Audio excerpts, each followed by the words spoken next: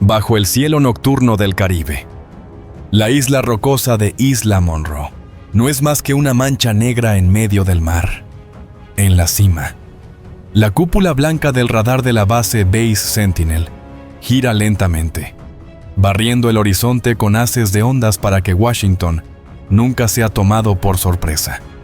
Y entonces llega el primer golpe.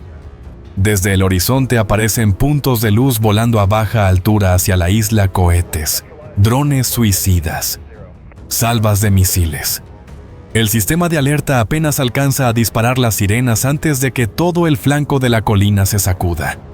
La cúpula del radar se abre en pedazos. El compartimento de equipos estalla en llamas. Un resplandor naranja rasga el cielo como si fuera una herida. Los puestos de comunicaciones secundarios se van quedando mudos uno tras otro. Las pantallas de control parpadean sin control y luego se quedan en un solo tono verde. En los sótanos del Pentágono, las alarmas rojas se encienden al mismo tiempo. Base Sentinel perdida. Datos del Caribe perdidos. Un radar puede fallar. Un cable puede cortarse. Pero el ojo estratégico de Estados Unidos nunca desaparece por una simple avería. Alguien acaba de golpear de frente territorio estadounidense. Y el nombre en el primer informe no es Rusia, no es China, sino Venezuela. Esta noche, si quieres saber si este enfrentamiento se detendrá en una sola base de radar o arrastrará a toda la región hasta el borde de la guerra, quédate hasta el final del video. No olvides suscribirte al canal y activar la campana de notificaciones, porque lo que viene después de la primera andanada es mucho más peligroso. Para entender por qué esta noche el ojo del Caribe de Estados Unidos ha recibido un puñetazo directo en la frente, hay que retroceder unas semanas, a una mañana en la que, en Caracas, nadie volvió a ver esto como un simple asunto diplomático. La televisión nacional corta la programación de golpe sobre el fondo de la bandera roja, amarilla y azul. Aparece el ministro de Defensa de Venezuela con uniforme oscuro. A su espalda un mapa del Caribe. Su voz es lenta, grave, pero cargada de rabia contenida.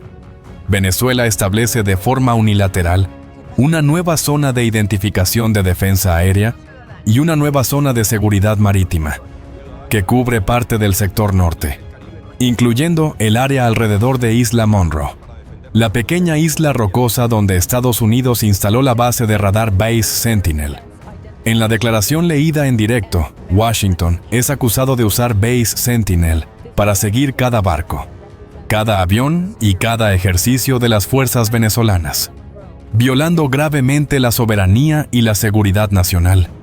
Caracas exige que Estados Unidos retire todo el equipamiento sensible de la base y reduzca su presencia militar alrededor de Isla Monroe. De lo contrario, se adoptarán todas las medidas necesarias para la autodefensa. En Washington, ese mensaje cae directamente en el cajón de siempre reclamo unilateral. El Departamento de Estado responde con unas líneas frías. Isla Monroe es territorio de Estados Unidos. Base Sentinel es una instalación de defensa legítima. No habrá retirada de radares. El Pentágono guarda silencio ante la prensa, pero en las salas de reuniones cerradas, el nombre Base Sentinel empieza a subrayarse más fuerte en los informes de riesgo. En el mapa, Isla Monroe es solo un punto diminuto. En la realidad, es una lengua de roca silenciosa, con unos pocos edificios de hormigón, un pequeño muelle y un grupo de cúpulas blancas y antenas que se alzan en la cima de la isla. Pero desde esa cúpula de radar, los barridos de ondas limpian todo un sector del Caribe. En la sala de operaciones de Base Sentinel, las pantallas no muestran banderas, solo ecos diminutos petroleros, cargueros, pesqueros, patrulleras e incluso barcos que apagan intencionalmente el AICE y se deslizan pegados al límite de las aguas legales. Cada vez que un buque de guerra venezolano sale al mar, aparece allí como un punto luminoso sin secretos. Para Washington, Eso es la capa normal de vigilancia de una gran potencia. Para Caracas, es la sensación de ser observado en cada giro de hélice. En una reunión a puerta cerrada, cuando el mapa marítimo del Caribe se despliega sobre la mesa y los arcos de alcance del radar desde Isla Monroe cubren por completo las rutas de la flota venezolana. La sala queda en silencio unos segundos antes de que un joven oficial de Estado Mayor rompa el aire. Si algún día tenemos que usar la fuerza para defender nuestros intereses en el mar, ¿cómo vamos a pelear cuando el primer paso fuera del puerto ya está en sus pantallas? Nadie responde de frente, pero cuando el acta de la reunión se imprime, junto a la línea que dice Base Sentinel, por primera vez aparece una nota manuscrita, corta y fría como una hoja de cuchillo. Si queremos golpear sin ser vistos, primero hay que dejarlo ciego. Desde ese momento, la base de radar en Isla Monroe deja de ser un punto lejano en el mapa y se convierte en el primer objetivo en cualquier escenario de conflicto que Caracas se atreva a imaginar. En la noche que Caracas elige para actuar, el Caribe alrededor de Isla Monroe parece dormido.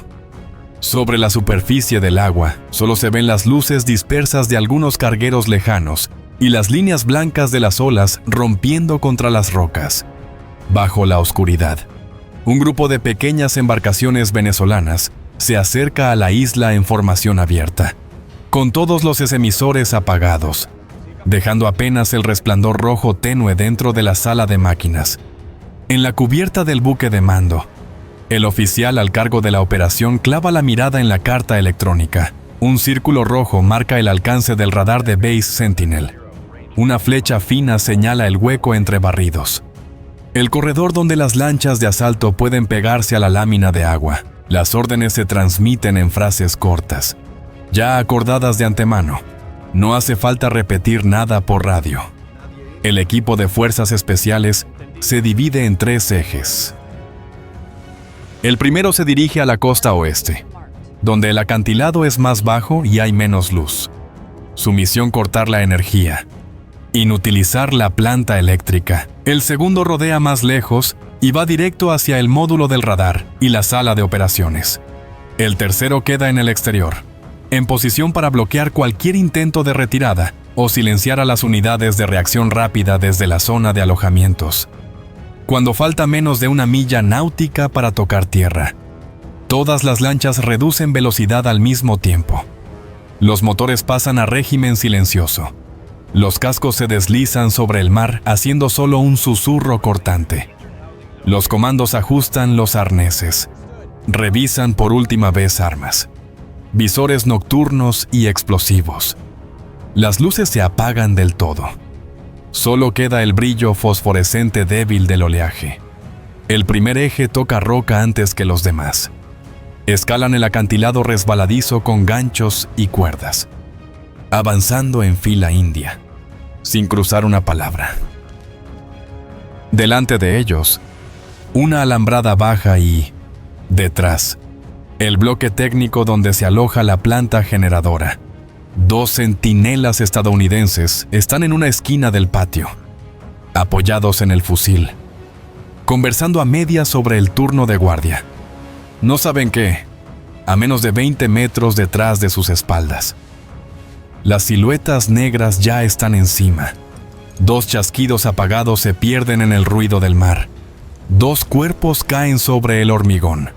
El equipo de corte de energía irrumpe en la sala de máquinas. Coloca cargas en el cuadro de distribución y se repliega. Baja la palanca del temporizador. Una explosión corta, un destello blanco, y todo el bloque se queda a oscuras. La base tiembla levemente. Las farolas parpadean y se apagan. Justo en ese momento, el segundo eje cruza la zona rocosa que conduce al centro de la instalación. Las sirenas de alarma comienzan a aullar, pero ya es tarde. El cristal del puesto de seguridad estalla. El grupo de asalto entra en tromba y abate a los guardias aún peleándose con la radio. Desde el patio central, la cúpula blanca del radar se recorta al final de la pendiente, enorme en la noche como un blanco perfecto. La avanzada se divide en 2. Un grupo sube directo por la cuesta hacia la cúpula, El otro limpia los edificios laterales, sala de mando, centro de comunicaciones, almacenes de equipos, ráfagas cortas, controladas. Todo termina en cuestión de minutos, más rápido de lo que un informe completo podría llegar a los mandos en Estados Unidos. En lo alto de la colina, la puerta metálica que da acceso al compartimento del radar salta hecha pedazos. Los técnicos estadounidenses intentan bloquear el sistema, pero el fuego de supresión los obliga a abandonar las consolas. Una escuadra venezolana irrumpe, separa a cada uno, los inmoviliza, les venda los ojos. No destruyen los equipos. La misión de esta noche es tomar la instalación, no borrarla del mapa. Afuera, la bandera de Estados Unidos es arriada en la oscuridad. La bandera venezolana, enrollada desde el principio, se despliega y sube en su lugar, bajo la luz intermitente de emergencia. Esa imagen es una bofetada directa contra todos los informes que aseguraban que Venezuela nunca se atrevería a atacar territorio continental de Estados Unidos. En cuanto las áreas críticas quedan bajo control, entra en juego el equipo de ingenieros. Desde las lanchas empiezan a desembarcar pequeños contenedores, antenas desmontadas, generadores móviles. La antigua plataforma de helicópteros de Base Sentinel se elige como zona para montar una pista improvisada. Los paneles se despliegan a toda prisa. Las luces de aproximación se clavan en el suelo casi a martillazos. En menos de una hora se forma un perímetro defensivo provisional alrededor del corazón de la base. Los soldados venezolanos ocupan las cotas más altas. Sitúan ametralladoras pesadas en los sectores más probables de un contraataque anfibio. Saben que, al amanecer, los satélites y los aviones de reconocimiento estadounidenses verán cada detalle. Pero esas pocas horas de penumbra antes del alba son exactamente lo que Caracas necesita. Mar afuera, el buque de mando recibe los reportes por bloques, planta eléctrica silenciada, estación de radar en nuestras manos, centro de comunicaciones tomado, prisioneros separados. El oficial al mando mira el reloj y traza una línea sobre el plan de operaciones. Fase 1 completada. Base Sentinel ya no es el ojo del Caribe de Estados Unidos, sino un cabezal de puente provisional de Venezuela, en medio del Mar Caribe. A partir de ahora, cualquier reacción de Washington tendrá que partir de un hecho incómodo. Una pequeña porción de su territorio ha sido pisada por fuerzas enemigas. Se ha izado otra bandera y se han establecido posiciones de fuego. Y en Caracas, el reloj empieza a contar, minuto a minuto, hasta que caiga el primer golpe de respuesta de Estados Unidos. La noticia de que Base Sentinel ha caído en manos de Venezuela no aparece en ningún boletín público. Viaja por cables reservados, directa a las salas de mando subterráneas en territorio estadounidense, en un centro de operaciones cerrado. El mapa del Caribe se proyecta en la pantalla principal, con Isla Monroe rodeada por un círculo rojo. Al lado solo queda una línea seca, radar fuera de línea. Base ocupada. Una parte del territorio de Estados Unidos ha sido pisada por fuerzas enemigas. El oficial de servicio informa el enlace con Base Sentinel. Está completamente cortado. Las imágenes satelitales muestran que la bandera estadounidense ha desaparecido del mástil y múltiples objetivos armados se mueven alrededor de la plataforma de helicópteros y de la colina del radar. La pregunta en la sala ya no es ¿quién?, sino ¿qué piensan hacer con esa isla? Si solo quisieran causar impacto, habrían destruido el radar y se habrían retirado. Pero la cúpula sigue en pie. Las antenas continúan levantadas y están desembarcando nuevos contenedores y equipos en la costa. Un analista lo resume en una frase: no están borrando este ojo, quieren girarlo hacia nosotros. Si los dejamos, Isla Monroe puede convertirse en una estación de vigilancia invertida, mirando profundo dentro de nuestras rutas navales. En el Pentágono, el Estado Mayor Conjunto se reúne de urgencia. En la pantalla aparecen 3 arcos. El alcance del radar de base Sentinel antes de caer. La zona ciega temporal después de que el radar se apagara. Y el área que, si Venezuela logra desplegar misiles costeros de medio alcance, podría utilizar para cerrar los corredores de la Armada de EE. Un almirante lo dice sin rodeos. Si permitimos que este precedente se mantenga, mañana otros mirarán a Isla Monroe y dirán, ellos pudieron. ¿Por qué nosotros no? Se ponen sobre la mesa 3 opciones. Primera, negociar. Permitir que Venezuela se retire con algo de dignidad. Segunda, sin usar fuerza todavía, endurecer sanciones y aislar a Caracas. Tercera, considerar esto como un ataque directo a territorio de Estados Unidos. Invocar el derecho a la autodefensa y reconquistar la isla por la fuerza. La primera opción se tacha enseguida. El perímetro defensivo en la isla se refuerza cada hora que pasa. Y la probabilidad de que Venezuela suba armamento pesado aumenta con el tiempo. Negociar desde la pasividad solo significaría aceptar una nueva zona vetada. La segunda, sanciones y aislamiento, no responde a la pregunta inmediata. ¿A quién pertenece Isla Monroe hoy? Queda la tercera, retomar la isla con rapidez. Golpear todas las estructuras militares en tierra, pero controlando el nivel de escalada para que el conflicto no se salga del Caribe en las primeras 24 horas. Se convoca al Grupo de Planificación Naval. Sobre la carta náutica, se define una punta de lanza, un conjunto de destructores Aegis, un buque anfibio, varios buques de apoyo y un submarino de ataque. En el aire, aviones de patrulla marítima y de vigilancia electrónica se encargarán de barrer el espacio alrededor de Isla Monroe. La orden final sale por la red segura. No permitiremos que el enemigo mantenga una base en nuestro territorio. Preparen un ataque preventivo. Prioridad: dejar fuera de servicio el radar, el puesto de mando, los depósitos de combustible y la zona de helicópteros. Después hablaremos de desembarco. En una esquina de la pantalla se enciende el contador regresivo. En alta mar, los buques estadounidenses empiezan a cambiar de rumbo, cerrando formación hacia un solo punto en el mapa: Isla Monroe, el lugar donde, esa misma noche, se desatará el primer golpe de respuesta. Esa noche, el grupo de destructores estadounidenses ya estaba exactamente en la posición calculada, sobre el Mar Caribe. La formación se abría en semicírculo alrededor de Isla Monroe, sin sirenas, sin luces innecesarias. Solo el viento y el resplandor frío de las pantallas tácticas. En la sala de control de tiro de un buque Aegis, el mapa de Isla Monroe aparecía nítido, casi como un modelo en 3D.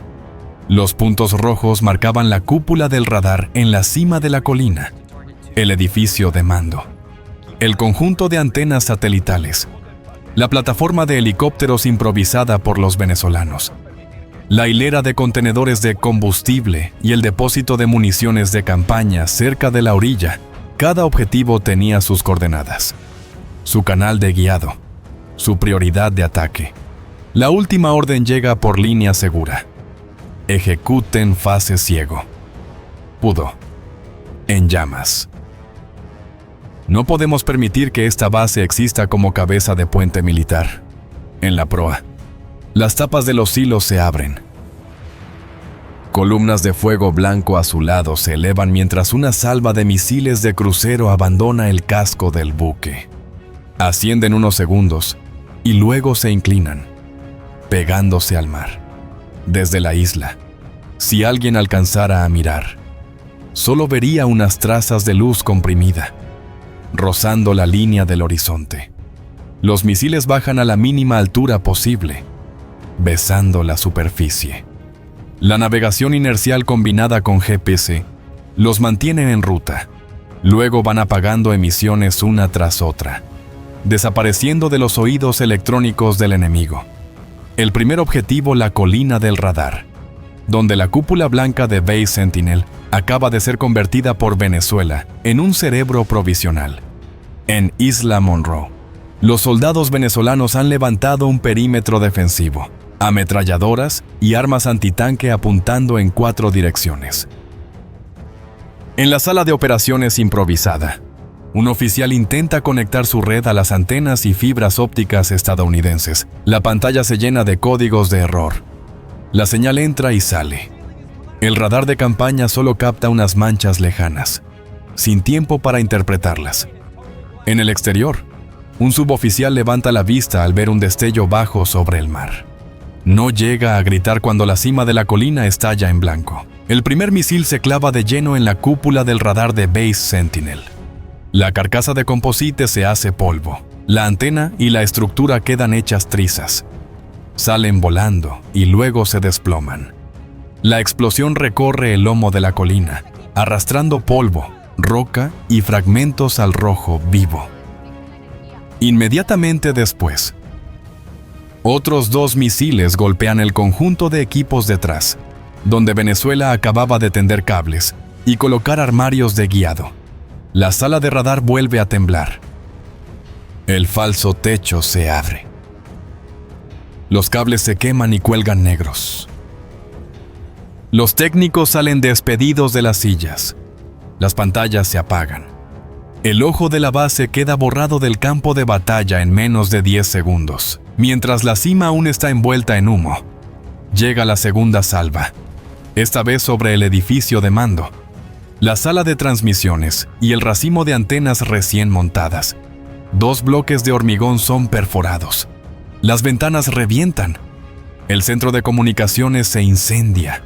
El mástil se inclina, arrastrando haces de cables como si fueran nervios cortados. En la sala subterránea, el oficial al mando venezolano recibe el techo falso sobre la cabeza. Las luces se apagan. Las radios enmudecen.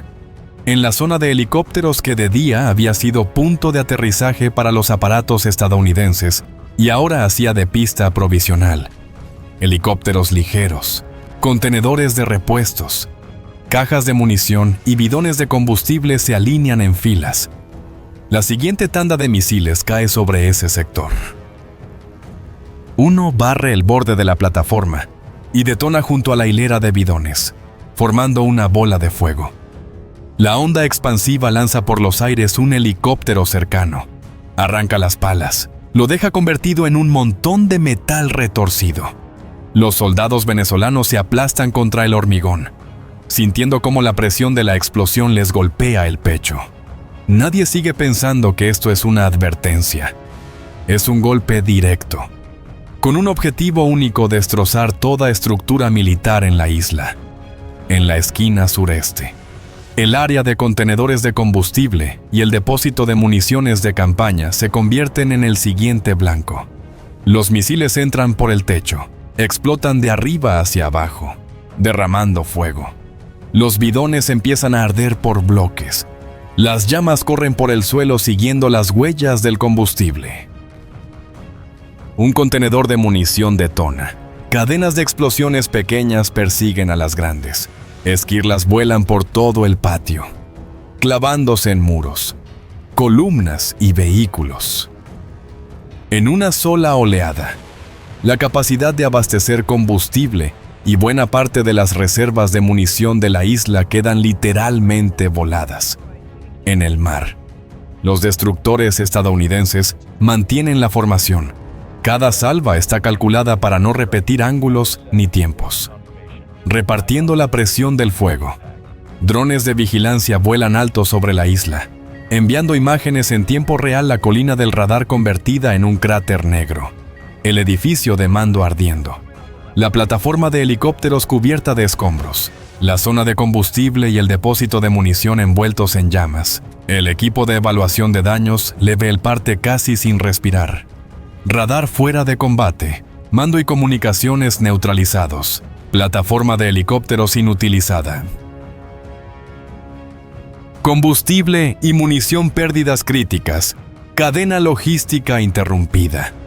Lo único que queda operativo en la isla son posiciones de infantería, ametralladoras, algunas piezas antitanque improvisadas y grupos dispersos de defensores que no han recibido impacto directo, suficientes para resistir con fusil, pero no para gestionar una base militar funcional.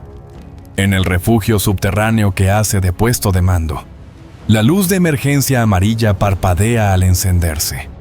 El comandante se limpia la sangre que le corre por la frente y mira el croquis dibujado a mano radar tachado.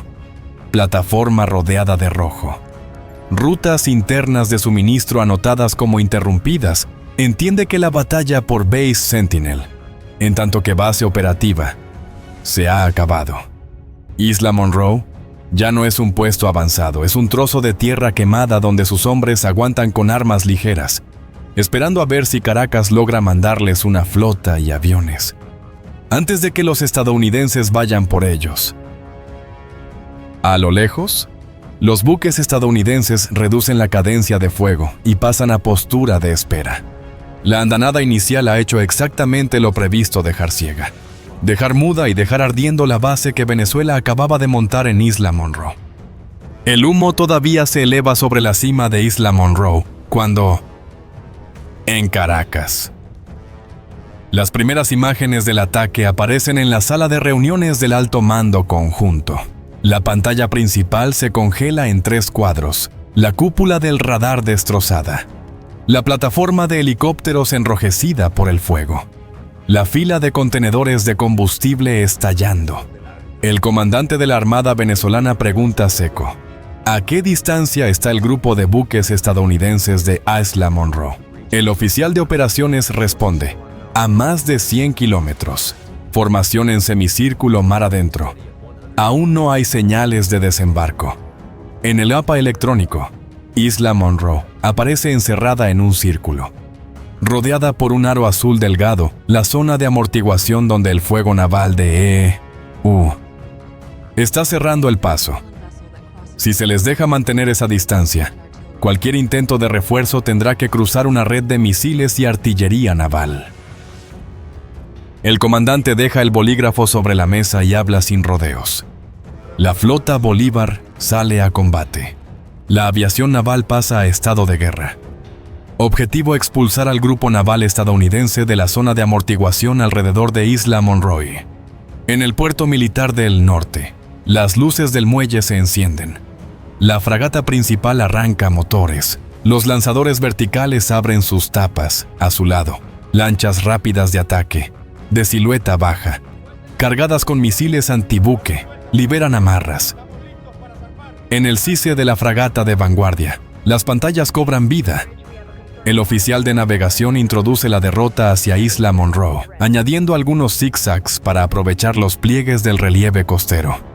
En la cubierta inferior, la dotación de misiles revisa uno a uno los lanzadores y módulos electrónicos. Todos saben que enfrente está la Marina de los Estados Unidos. En el aire, en una base de la aviación estratégica, una escuadrilla de bombarderos medios espera alineada junto a la pista. Cada fuselaje con un misil antibuque de largo alcance colgado bajo el vientre. Los técnicos colocan los seguros finales. Cierran paneles. Los pilotos suben a cabina. Ajustan arneses. Apoyan la mano en la palanca. La orden de despegue retumba por los altavoces: Bolívar 1, Bolívar 2. Autorización para despegar. Objetivo: Isla Monroe. Silencio de radio hasta nueva orden. Los aviones ruedan. Aceleran por la pista y se desprenden del suelo, perdiéndose en el cielo negro. A altura media. Vuelan en formación dispersa, cada aparato guardando distancia, con el radar encendido al mínimo.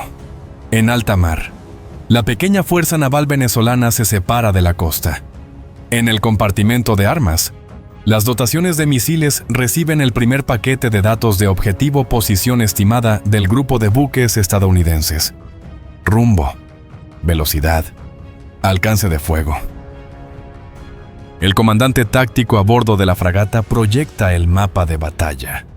Una línea quebrada roja aparece. Es el corredor de lanzamiento para que los misiles antibuque lleguen desde varios ángulos, obligando al sistema Aegis a dividir sus recursos de defensa. Con que uno logre pasar, el equilibrio puede cambiar.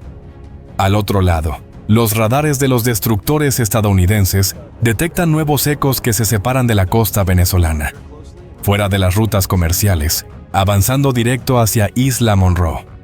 Aviones de patrulla confirman fragata y lanchas rápidas de ataque venezolanas avanzan en formación de combate. El oficial de operaciones en un buque estadounidense informa: el enemigo despliega su fuerza naval. No van a abandonar la base. El grupo estadounidense ajusta el semicírculo, ensanchando el corredor de fuego alrededor de Isla Monroe. Aegis pasa a modo de máxima alerta para defensa antimisil. Desde una base adelantada y desde un pequeño portaaviones cercano despegan cazas, listos para asegurar superioridad aérea antes de que llegue la primera salva de misiles.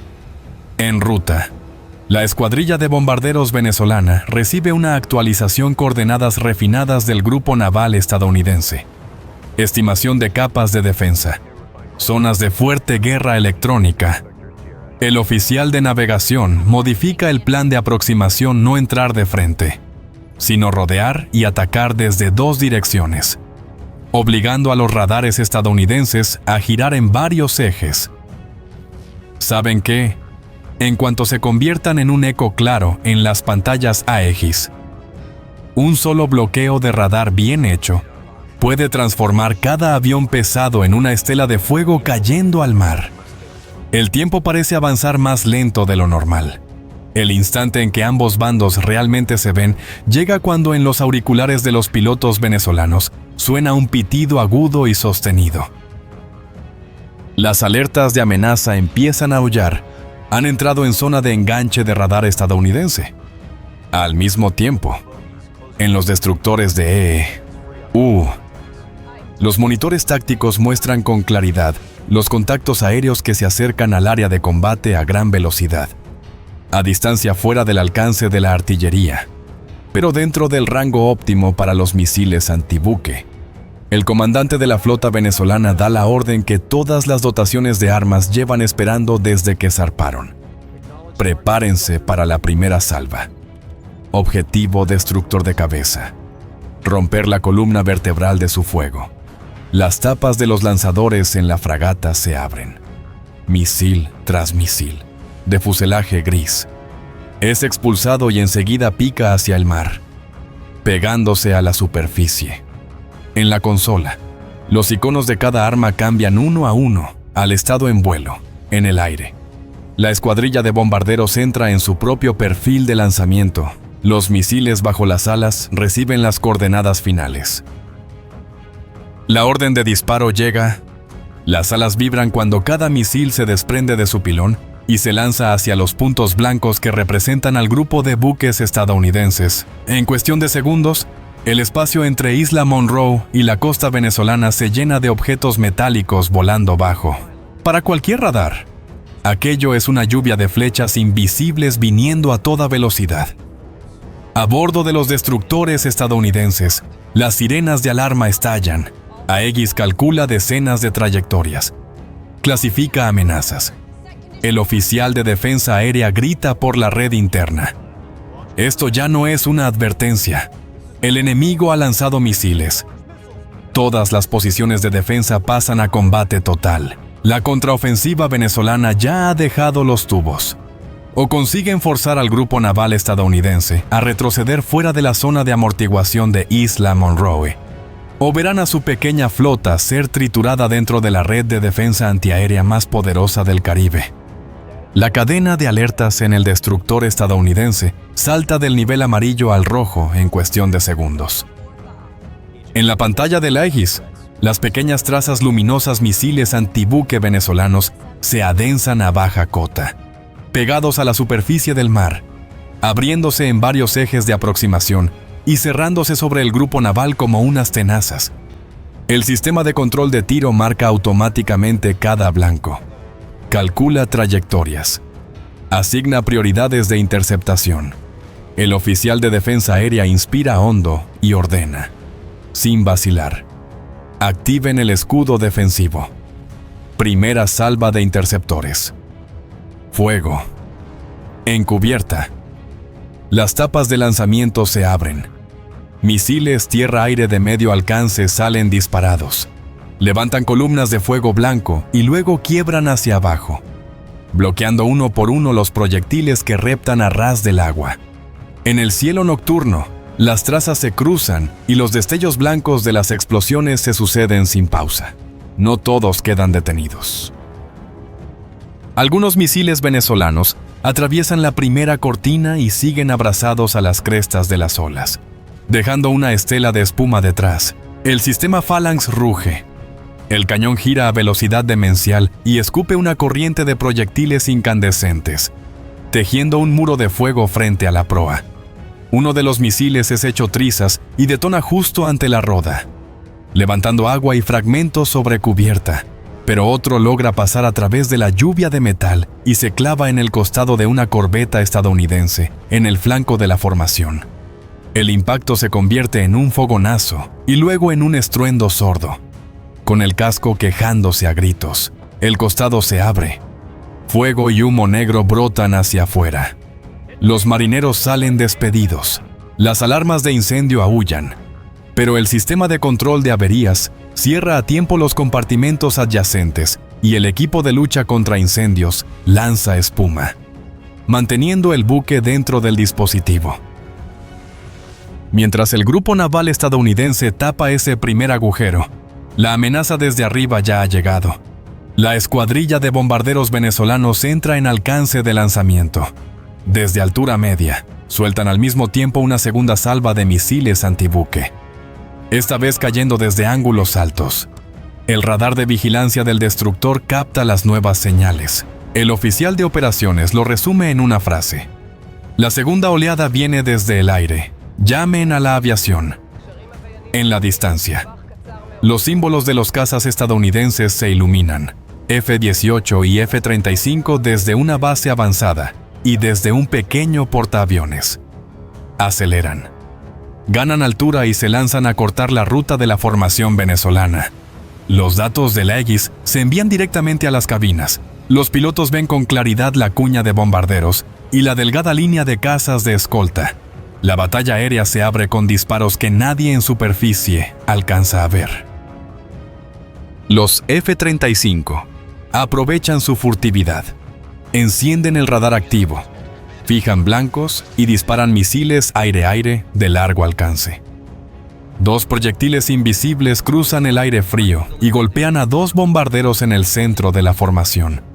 En las pantallas, dos iconos se apagan y se convierten en cruces rojas, pero el resto de la escuadrilla ya ha lanzado toda su carga. Esos misiles antibuque ya no dependen del destino de los aviones que los soltaron. Se dirigen solos, siguiendo el eco radar y la firma térmica de los buques que brillan como bloques de metal en mitad del Caribe nocturno. El sistema Aegis se ve obligado a repartir recursos. Más misiles defensivos salen de los tubos mientras las armas de corto alcance pasan casi a modo automático. La guerra electrónica sube al máximo bengalas. Señuelos térmicos y emisores de interferencias se activan a la vez, levantando un bosque de blancos falsos en el cielo y sobre la superficie. Una parte de los misiles venezolanos se desvía, persigue destellos de calor y explota en vacío. Pero varios siguen aferrados a sus objetivos reales. Un buque logístico estadounidense recibe un impacto cerca de la popa. El fuego se alza y el humo negro se extiende sobre el mar. El barco abandona de inmediato el círculo de combate y se concentra solo en apagar el incendio y mantenerse a flote, en las profundidades. El submarino de ataque estadounidense, desplegado inicialmente para cortar refuerzos, se convierte en un cuchillo bajo la mesa. El sonar ha captado las hélices de la pequeña escuadra venezolana y distingue claramente la firma de la fragata principal frente a las lanchas rápidas. El blanco prioritario es la fragata de cabeza, el cerebro del fuego enemigo. Dos torpedos abandonan los tubos y avanzan en silencio, dejando solo una fina cadena de burbujas. En la fase final activan su sonar propio y buscan el casco metálico más grande por delante. En la fragata venezolana, las alarmas de sonar estallan. El buque intenta virar de golpe y ganar velocidad, pero ya es tarde para uno de ellos. El primer torpedo golpea cerca del compartimiento de máquinas. El agua ahoga parte del estruendo, pero la sacudida recorre todo el casco. La cubierta vibra. Una columna de agua y fragmentos de acero se dispara hacia el cielo. La fragata se escora. Empieza a perder arrancada. La dotación de control de daños baja portones estancos. Lucha contra la inundación. Pero el segundo torpedo explota desviado hacia la popa y aún así destroza la sección de cola. La escuadra venezolana pierde su cabeza de coordinación justo cuando más necesitaba un mando de fuego sólido. En lo alto, los F-18 y F-35 mantienen a raya a los cazas venezolanos, impidiéndoles descender. Caracas intenta llevar el combate aéreo a gran altura para aliviar la presión sobre la flota inferior. Estelas blancas y fogonazos se cruzan y se enroscan sobre un mar que ya humea. Un caza venezolano arde y cae al Caribe. Del lado estadounidense, un F-18 también se pierde. El piloto se ve obligado a eyectarse tras recibir impactos de cañón.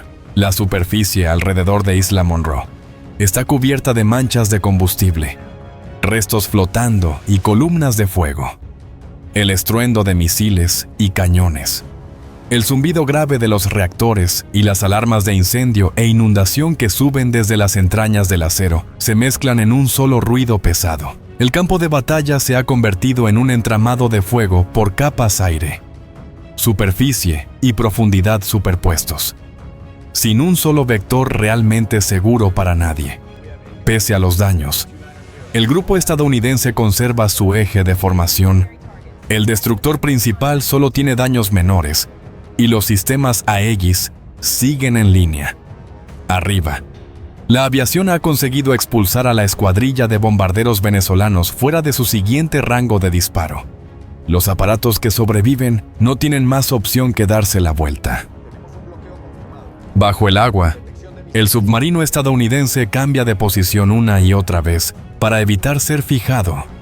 Venezuela aún dispone de algunas lanchas rápidas, que aprovechan su velocidad y las olas para intentar aproximarse y lanzar otra salva, pero cada vez que asoman a la pantalla, el eco de bloqueo desde los misiles de largo alcance estadounidenses vuelve a sonar, obligándolas a retirarse. La batalla naval en torno a Isla Monroe no se decide con un solo golpe, sino por desgaste. El stock de misiles venezolanos se agota a ritmo acelerado, mientras que sus líneas de suministro están continuamente amenazadas por submarinos y aviones estadounidenses. Los partes de daño se acumulan en Caracas fragata fuera de combate, lanchas de ataque desaparecidas, pilotos derribados. Y aún así, pese a las pérdidas, Caracas ordena mantener la presión, con la esperanza de forzar al grupo estadounidense a retroceder fuera del cinturón alrededor de la isla.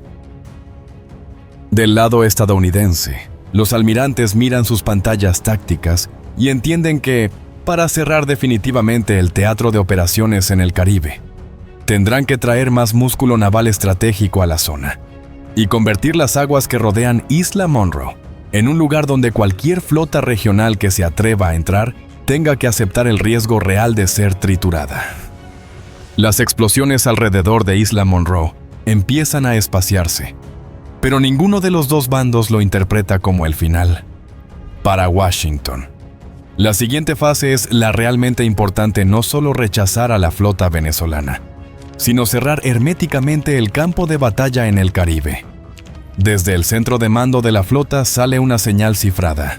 Un grupo de portaaviones en estado de alerta en el Atlántico Occidental recibe la orden de cambiar de rumbo. En la oscuridad, la gigantesca mole de acero corta las olas, seguida por un crucero Aegis, destructores, buques logísticos y 2 submarinos. Los aviones de alerta temprana de hélice se despliegan primero, patrullando a gran altura sobre las aguas entre el grupo de portaaviones y el núcleo de buques que combate cerca de Isla Monroe. Desde esa altitud, sus radares reconstruyen el tablero rutas de vuelo de los aviones venezolanos, trayectorias de los buques, puntos sospechosos que podrían ser submarinos o pequeños barcos de apoyo. Los datos fluyen al sistema de mando conjunto. Se fusionan con los radares de los buques y las imágenes de satélite. Cuando el grupo de portaaviones entra en zona, la faz del Caribe cambia por completo. El portaaviones se convierte en un aeropuerto flotante, de donde despegan y aterrizan sin descanso cazas, aviones de guerra electrónica, aeronaves de alerta temprana y patrullas antisubmarinas. Para Venezuela, la presión se dispara. Cualquier intento de sacar más buques de los puertos queda expuesto. Los aviones de patrulla estadounidenses siguen cada formación, y los submarinos se emboscan en las rutas probables, listos para lanzar torpedos contra cualquier barco que lleve combustible, munición o refuerzos hacia Isla Monroe. La única línea de abastecimiento todavía posible para las tropas en la isla es el aire. Pero con los aviones de alerta temprana y los cazas estadounidenses dominando el cielo, cualquier avión de transporte o helicóptero pesado es detectado por radar casi desde que abandona la pista. Las maniobras bruscas, los rodeos y cambios de rumbo no alteran el hecho central: el cielo del Caribe ahora pertenece al bando que tiene un grupo de portaaviones.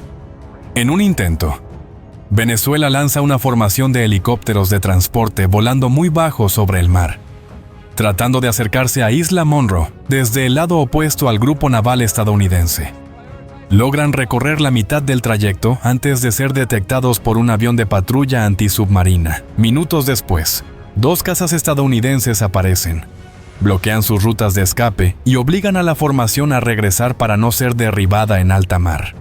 En la superficie, las lanchas rápidas venezolanas que aún quedan no tienen mejor suerte. Cada vez que salen de las aguas costeras, los sonares de los submarinos estadounidenses ya las están esperando. Una es alcanzada por un torpedo ligero. Se parte en 2 y se hunde antes de que su tripulación alcance siquiera a girar las armas. Las demás reciben la orden de replegarse a aguas poco profundas, donde los submarinos operan peor. Pero eso también significa que ya no pueden avanzar hacia la zona central alrededor de Isla Monroe. En Caracas, el mapa de operaciones se llena de flechas rojas cortadas a medio camino. Los oficiales de Estado Mayor lo ven claro: la línea de suministro por mar está rota. La línea de suministro por aire, estrangulada casi por completo. Las fuerzas en la isla sobreviven con las pocas reservas de combustible y munición que quedan en depósitos improvisados, muchos de ellos dañados o incendiados por el ataque inicial. Mientras tanto, la Marina de Estados Unidos no se precipita a golpear otra vez la isla. Mantiene distancia, sostiene el anillo de radar, defensa antiaérea y guerra antisubmarina. Cada vez que Venezuela intenta pinchar el cerco, la respuesta llega rápido y precisa. No hace falta otra gran batalla, basta con apretar despacio hasta que el adversario se quede sin aliento. En la cubierta del portaaviones, los pilotos estadounidenses despegan y aterrizan en turnos, y cada misión añade horas durante las cuales Venezuela permanece prácticamente ciega ante los movimientos del enemigo. Bajo la superficie, los submarinos se deslizan en silencio, cerrando una a una las posibles rutas por las que combustible y armas podrían acercarse a Isla Monroe. Más arriba, los radares de altura giran sin pausa, convirtiendo el cielo en una cúpula invisible. El campo de batalla del Caribe ha dejado de ser un choque entre 2 fuerzas equivalentes y se ha transformado en una demostración de cómo un sistema militar aprovecha su superioridad para estrangular a un rival paso a paso. Y en el centro de ese cerco, las tropas venezolanas en Isla Monroe, con cada hora que pasa, entienden mejor que ya no hay nadie que pueda llegar a rescatarlas por la fuerza. Cuando el cerco de Estados Unidos alrededor de Isla Monroe se cierra por completo, en el mapa de operaciones de Caracas prácticamente ya no queda línea nueva que trazar. Todas las rutas de abastecimiento hacia la isla aparecen tachadas. A un lado, la tabla de pérdidas: fragatas dañadas, lanchas de ataque rápido hundidas mar adentro, bombarderos y helicópteros cayendo poco a poco en cada ronda de enfrentamientos. El parte sobre la fuerza en la isla se reduce a una sola línea, seca y fría, completamente rodeados. Munición, combustible, suministros médicos limitados, sin corredor logístico seguro. El lema de empujar a los buques estadounidenses fuera de la zona colchón desaparece de la sala de reuniones. Solo queda una pregunta: seguir ahí hasta ser aplastados, o retirarse para salvar lo que queda de la flota. Un oficial de la Armada lo dice sin adornos: si insisten en aferrarse a Isla Monroe, tendrán que seguir lanzando barcos, aviones y pilotos contra el muro de defensa aeronaval que Estados Unidos ha levantado con portaaviones, submarinos y aviones de alerta temprana. ¿Qué más vamos a demostrar? Aparte de que somos nosotros mismos quienes nos desgastamos. Tras un silencio pesado, se firma la orden retirada militar. Preservar las fuerzas restantes. Trasladar el choque al terreno político y diplomático. El mensaje para la unidad en la isla es claro: destruir documentación sensible. Inutilizar el material que no pueda evacuarse.